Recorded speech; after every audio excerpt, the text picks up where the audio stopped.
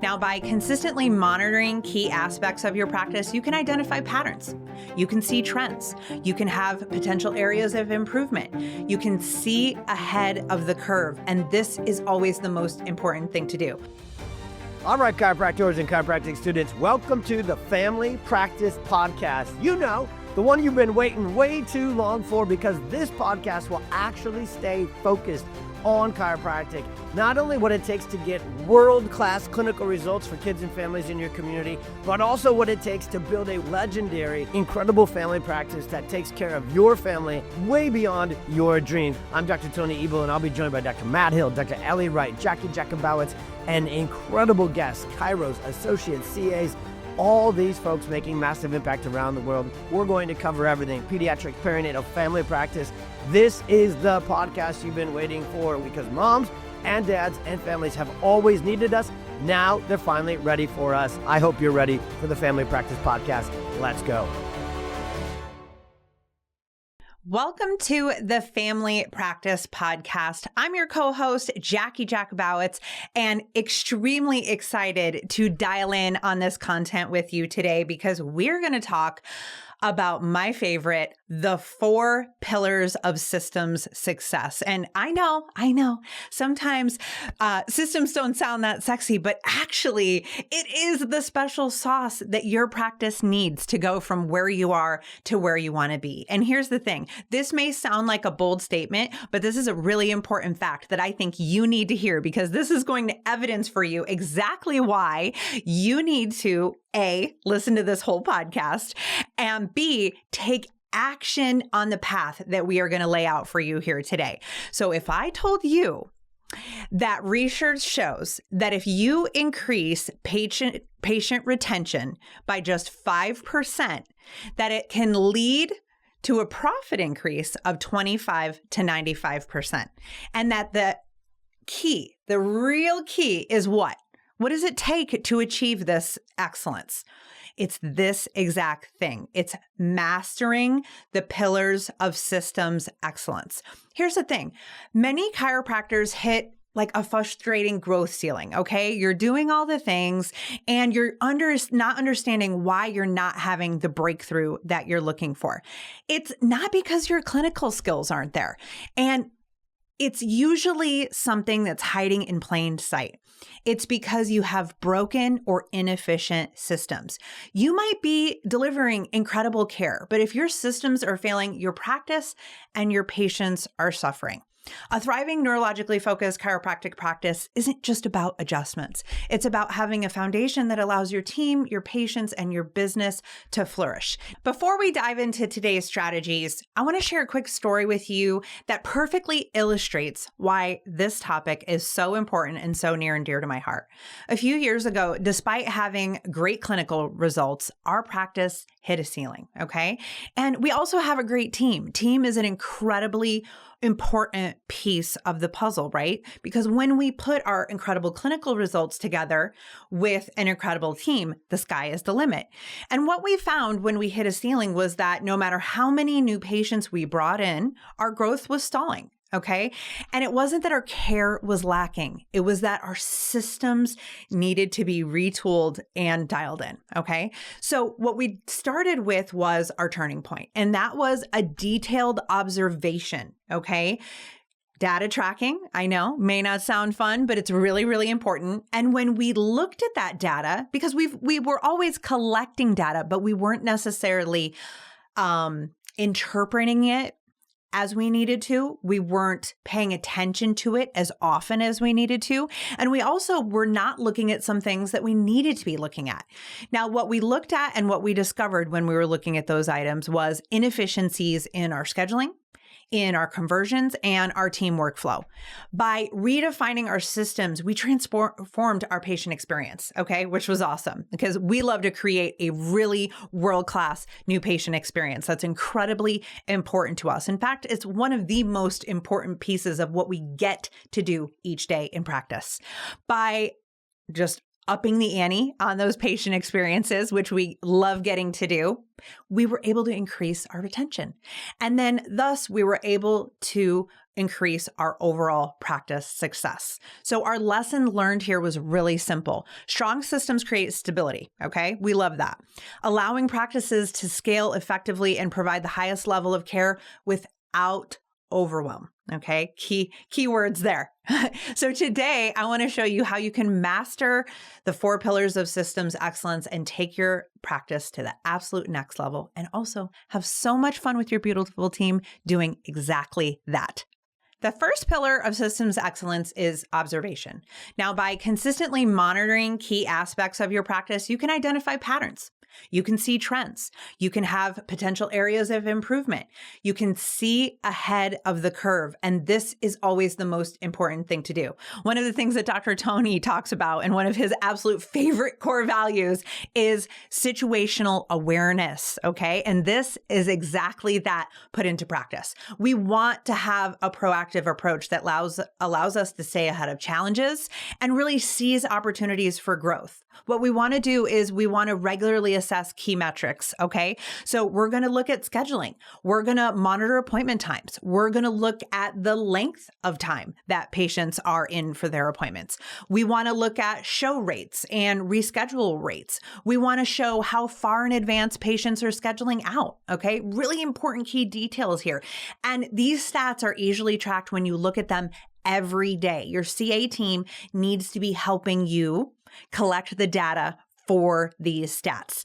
We want to look at our conversion stats, okay? We want to track conversion percentages on this, not just for your doctors, but for your CA team as well.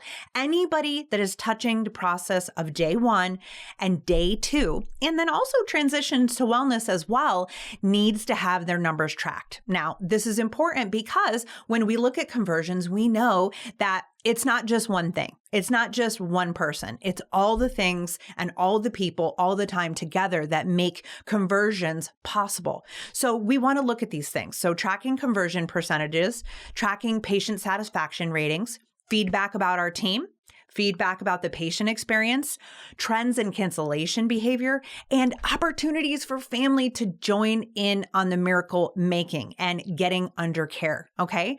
We also want to observe team energy and productivity. This is really important. We want to observe, are they enthusiastic? Do they have ownership? Where's our follow through? What's our work quality?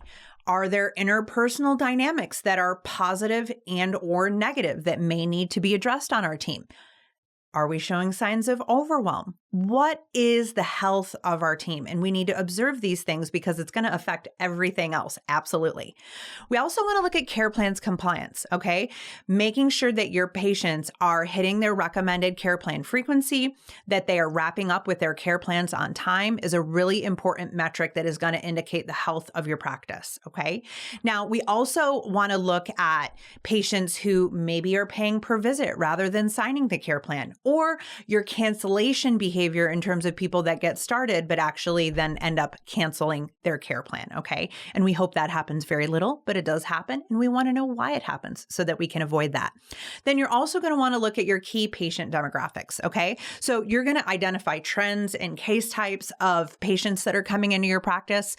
You want to consider how the referral sources within your community, so professional connections, community connections, may be influencing these patient demographics, right? Maybe you have a particular community connection in your area who has started referring to you and they see a high populace of a certain type of case type. Maybe they see a lot of perfect storm cases. Maybe they see a lot of kick the sick or raising healthy kids cases that struggle with immune functioning.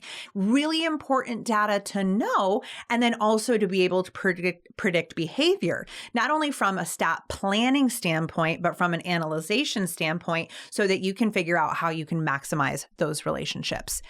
We also want to look at special requests. So what are we noticing that patients are asking for? What accommodations are they needing? And we want to be responsive to that. So if we don't know, how can we accommodate?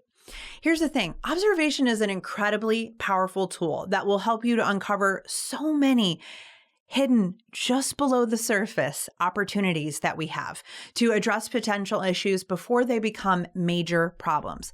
By making observation of the things that we have just talked about a really regular part of your practice and your management routine, okay, because that's a really key piece of things. We don't want to just look at things, okay? We want to know how to interpret and observe the things that we're looking at and then be able to take action on those items.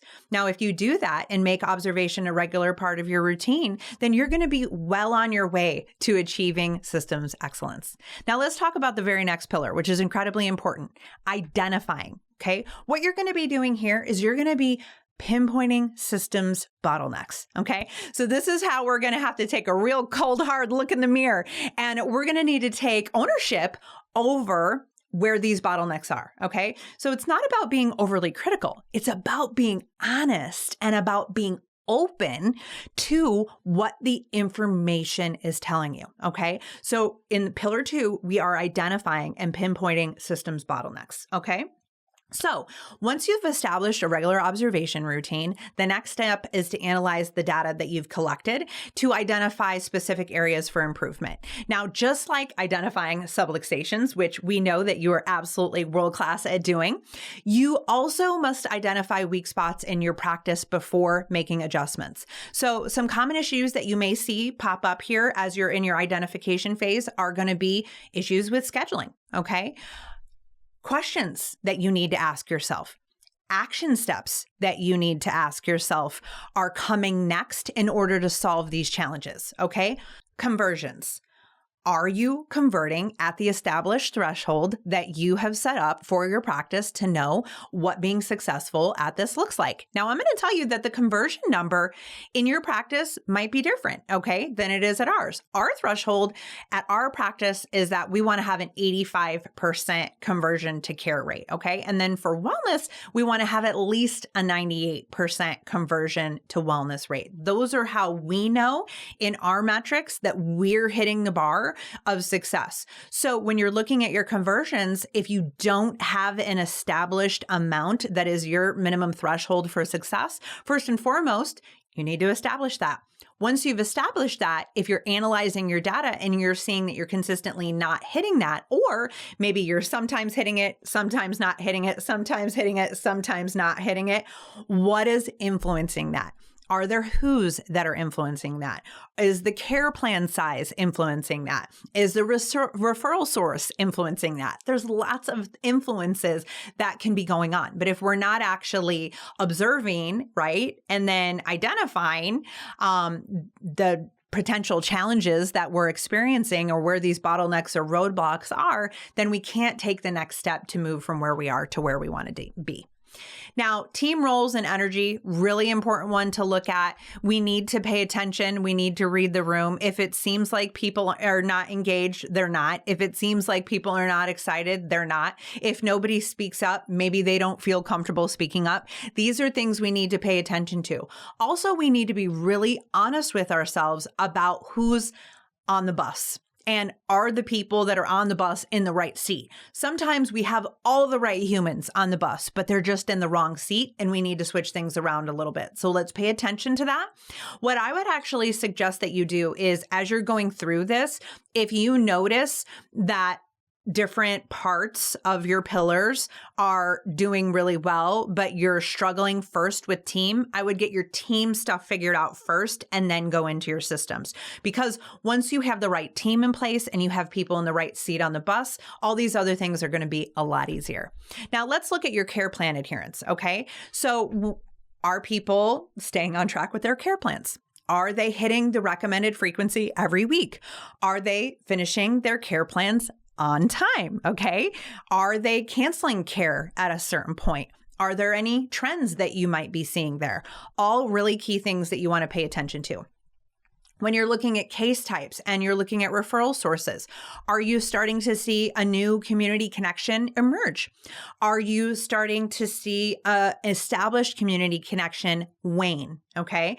Are you starting to see a certain type of referral become more prevalent? Are you starting to see that your IG is taking off or that your voucher ads are taking off? Whatever the case may be, whatever the source of the referral is and whatever the case type is, this is one of the best ways to have predictive information, especially when it comes to a marketing standpoint and a community connection standpoint. Because when you're paying attention to these things and you're seeing ahead of it, you can fortify those community connections relationship before they come stale and stagnant. And you can turn on your marketing dollars and your marketing energy in a specific way to attract more of the exact type of patients that you want to take care of, and also filter out some of those cases that you may not have as your preferred avatar. Okay. Because what do we ultimately want? We want the patient's best outcome. So if we're attracting a lot of patients that we're not the best clinicians to take care of those, then of course we want them to get the help they need. And we want to help them find a provider that is going to best align with their needs. And then also we want to find the people that are swimming towards us. We want to swim towards them and help those that we are the best in the world to help. Okay. Now, when it comes to special requests, this is an important one, especially when it comes to doc requests. Are we starting to notice that a specific doctor is requested often? Are we noticing why that specific doctor is requested often? Is it that their adjustments are different? Is it that they take longer with the patient? Is that they have great table talk? Is it, that they're in a certain role on the team? Is it that they do more day one, day two communication? Is it that they do more adjusting? I mean, whatever it is, you need to figure out why people are making those special requests. And it doesn't even have to be a doc request. It could be a request for a closed door room. It could be a request for a certain gender of doctor to provide care or to facilitate scans. But whatever the information is telling us, we have to not just take the information. We actually have to have an action step to consider.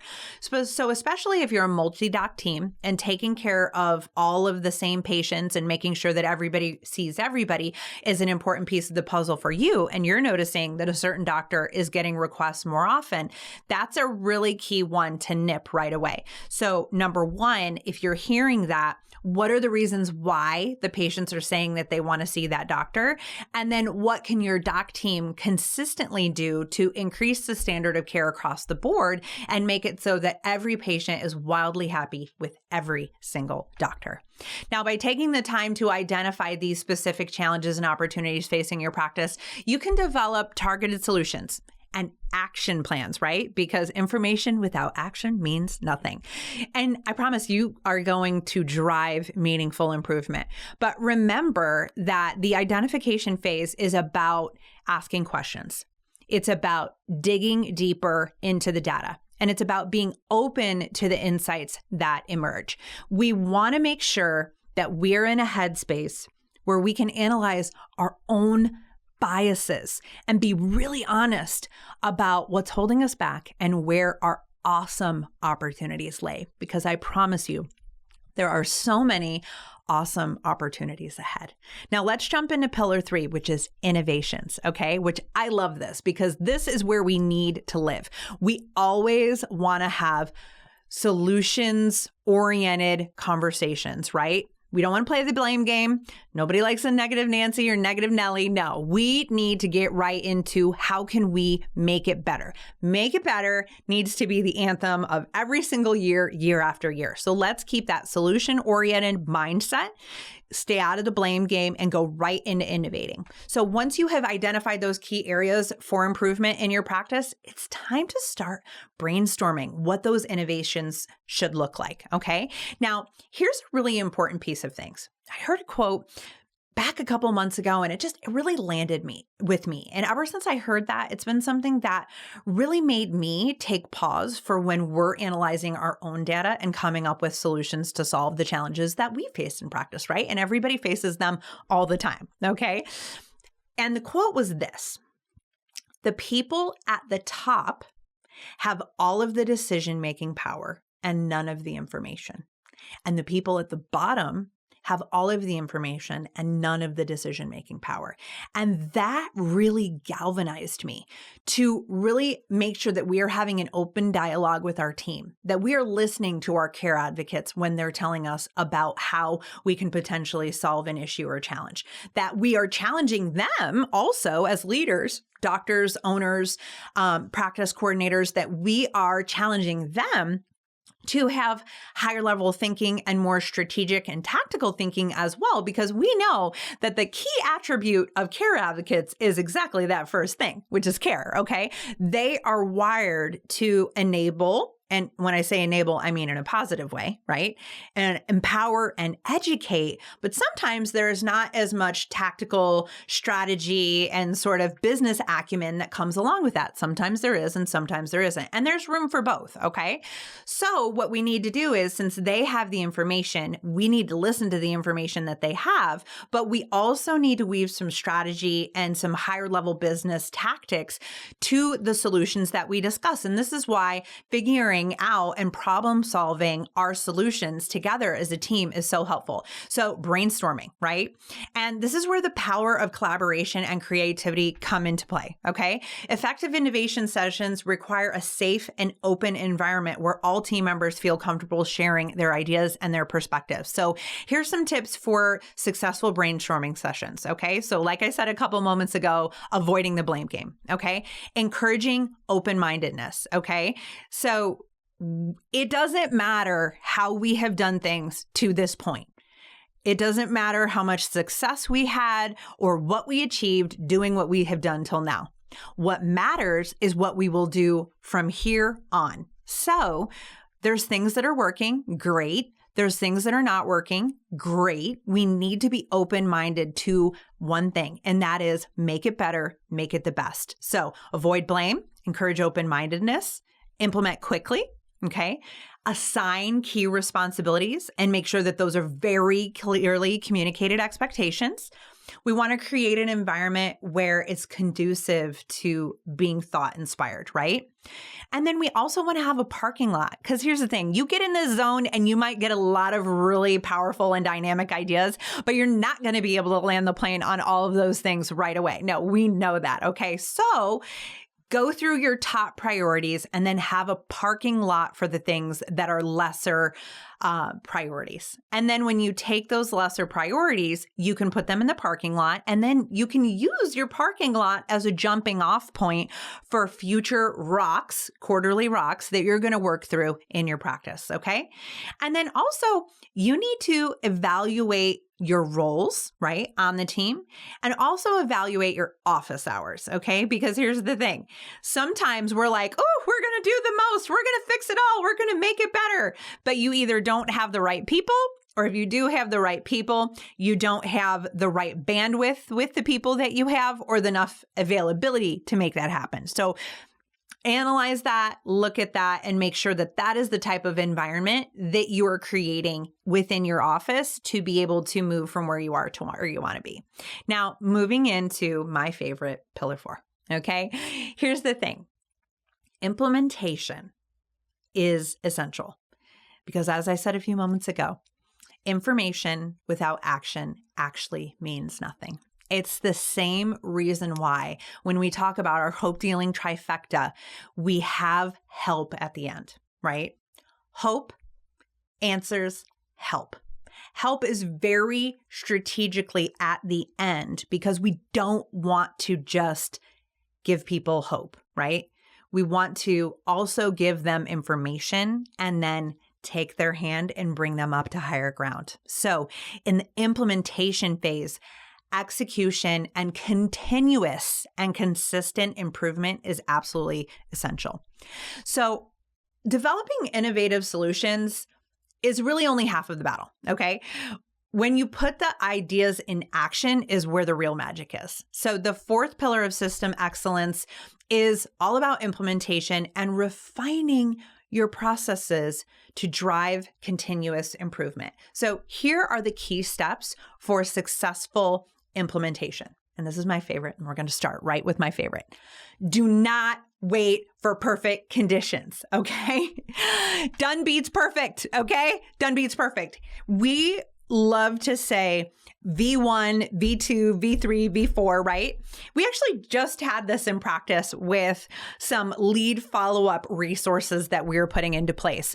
Our team was really, really hungry for these solutions, right?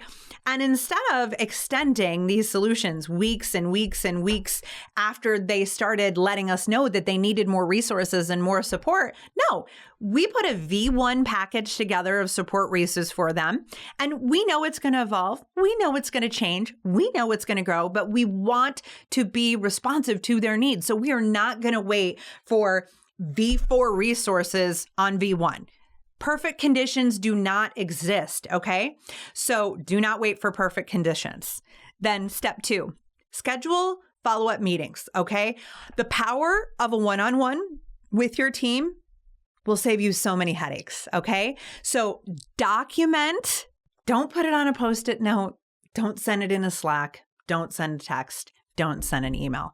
The best way that we can support our team in being successful is by using a project management software, or at minimum, using a checklist, okay?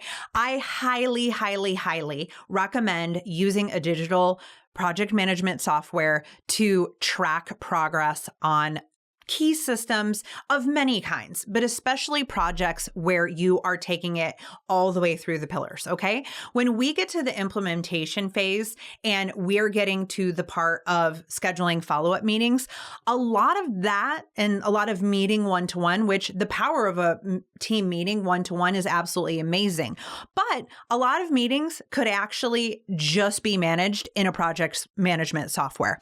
Now, when I'm talking about project management software, what are the key benefits? Well, first of all, you're going to manage your timeline of expectations. You're going to provide all of the resources that need to be available in order to be successful with implementation. You can have a dialogue within project management software. You can assign due dates. You can make sure that you're understanding the flow. It creates visibility for you as a leader. It creates visibility for you as a team member, meaning that your leader can go in and check on progress, have a dialogue, provide resources, and just overall have a very clear picture of progress. And at the same time, so can you. Your workflow can be seen, the value that you're creating, how you're contributing to the overall project. And then also, if there's an emergency or if there's something that's not going great, everything can be defined and sorted out and figured out in there. And then if for some reason you do get to a roadblock, those very clearly communicated and clearly structured expectations can then be followed up with at a one-to-one meeting, okay? And then everybody has accountability, and that's what helps us to be successful. So if that's not happening, we can address individual performance issues. We can learn from our challenges, which is always really, really important. We can refine our timeline if we need to. And then also we can celebrate success, because here's the thing, you guys, this is gritty. And we cannot skip the step of celebrating our successes as they come. Now, it's important to remember that implementation is an ongoing process. As your practice grows, and evolves, so will you. So will your systems, and so will your process, okay? By remaining committed to continuous refinement and just knowing that the only guaranteed constant is change, okay? And I get it. We all have an overinflated security gland, but I can promise you the only thing that you can count on is practice is that things will constantly be changing. So by being committed to continuous refinement and adaptation, you can ensure that your practice remains at the forefront of patient care and continues to thrive in our ever-changing and wildly awesome healthcare landscape. Now, let's talk through here. I want to go through each one of the action steps and each one of these strategies one more time and just make sure that we are abundantly clear on how we want to navigate through our 4 pillars here. Now, I get it. Implementing new solutions can be challenging, but the rewards are well worth the effort. So By optimizing your practice systems and processes, you can create an environment that supports the highest level of patient care, okay? Transformative results are absolutely the name of the game. When your practice systems are aligned with this approach, you can consistently deliver high-quality care to every single patient that comes through. You can effectively communicate the value of chiropractic to patients and to the community, right? No better brand builder than that. You can foster a culture in your practice of ongoing learning and improvement among your team. And you can build lasting relationships with patients and their families. Lifetime family wellness is it. And that's what we want every day in practice. So we are going to go through observation. And you're going to start today with tracking key metrics. You are then going to move into identification by pinpointing key areas of inefficiency within your practice. Then you're going to innovate. You're going to brainstorm solutions with your team. And finally, you're going to implement. Take action quickly and adjust as needed. And here's the thing. We love it when we get to connect with you. We love hearing your feedback. I just want to invite you to subscribe, to download, to share. We would love it if you would join us here more often on the Family Practice Podcast. We just absolutely love it and would take it as the highest honor also if you would share this with your favorite fellow clinicians, chiropractors, care advocates, anybody in our beautiful realm. Please share it. And if this touched a vein with you today, please leave a review. I hope you found value in our discussion today. Now, as we wrap up our beautiful time together, I just want to end on this note. We get to grow a thriving, neurologically focused family chiropractic practice, and it's a journey. It's one of passion, purpose, and perseverance. By refining your systems, you create a practice that serves more families.